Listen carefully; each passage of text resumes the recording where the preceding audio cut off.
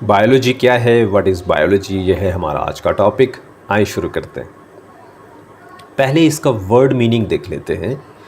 Word meaning देखें तो लफ्ज़ बायोलॉजी दो यूनानी लफ्ज़ों में से लिया गया है। एक है बायोस जिसका मतलब होता है ज़िंदगी, जबकि दूसरा है लोगोस जिसका मतलब होता है स्टडी। तो इस तरह से ये जो लफ्ज़ बायोलॉजी है इसका मतलब बनता है जानदार चीज़ों और उनकी ज़िंदगी की साइंस का मतालिया, यानी the study of the science of life and living organisms. अब यहाँ सवाल पैदा होता है कि व्हाट इज़ लाइफ, ये ज़िंदगी क्या है।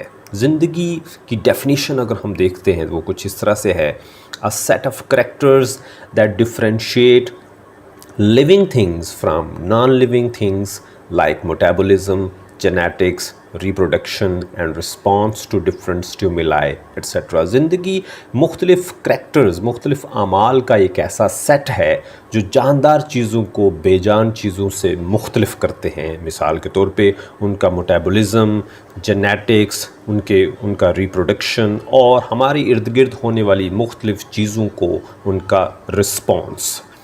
अब सवाल ये पैदा होता है कि then what is biology, biology क्या है।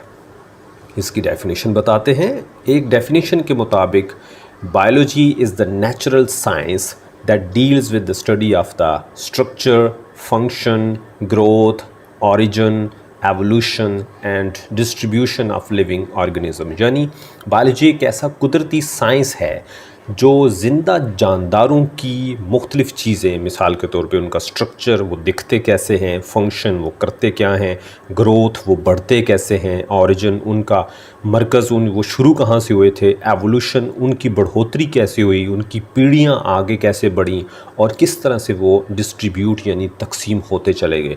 तो ये एक नेचुरल साइंस है जिसने लिविंग ऑर्गेनिज़म्स की मुख्तलिफ़ जो कैरेक्टरिस्टिक्स हैं इसको देखना होता है।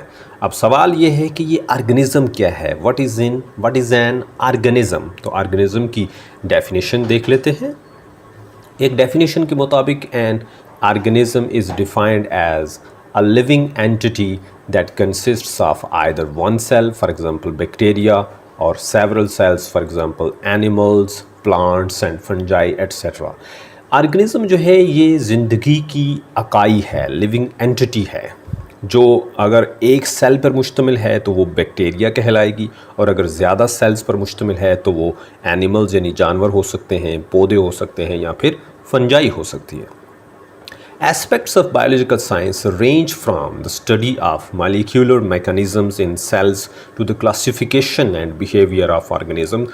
Biological science का बुनियादी मकसद ये है कि हम देखें कि सेल जो है, सेल उसके अंदर मालिक्यूल जो हैं उसका मैकेनिज़्म क्या है, और साथ ही साथ हम देखें कि डिफरेंट जो लिविंग ऑर्गेनिज़म्स हैं उनको हमने कैसे क्लासीफाई करना है, कैसे उनकी दर्जाबंदी करनी है, और उनके बिहेवियर्स, उनका बिहेवियर क्या है, ये सारी चीज़ें हमने इन बायोलॉजिकल साइंसेस में देखना होती हैं।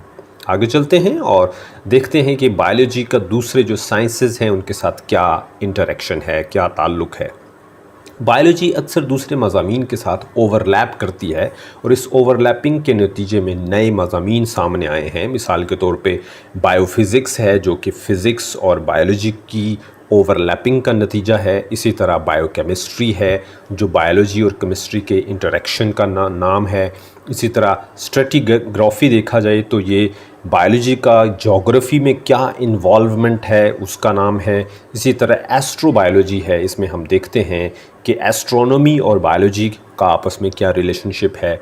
और टॉक्सिकोलॉजी, ये अगेन इसी में हम फ़िज़िक्स, केमिस्ट्री और बायोलॉजी की जो इन्वॉल्वमेंट है उसको देखते हैं। तो हमने ये देखा कि बायोलॉजी बाकी के जो मज़ामीन हैं उनके साथ इंटरेक्ट करके नए मज़ामीन बना रही है। बायोलॉजी स्कोप, अगर हम बायोलॉजी के स्कोप की बात करें तो ये बहुत ही एक्सटेंसिव, एक बड़ा वसी मज़मून है जो कि मुख्तलिफ़ ख़ास किस्म के जो स्पेशलाइज्ड डिसिप्लिन्स हैं, ख़ास मज़ामीन हैं, उसमें इसको तकसीम किया हुआ है, जिसमें एनाटमी है, फिजियोलॉजी है, इथोलॉजी है, जेनेटिक्स है और बेशुमार और मज़ामीन हैं। The future is of biotechnology and bioinformatics. बहरहाल जो फ्यूचर है वो बायोटेक्नोलॉजी और बायोइन्फॉर्मेटिक्स के साथ है। आज के लिए इतना ही। Thank you very much for watching. Good bye. अल्लाह हाफिज़।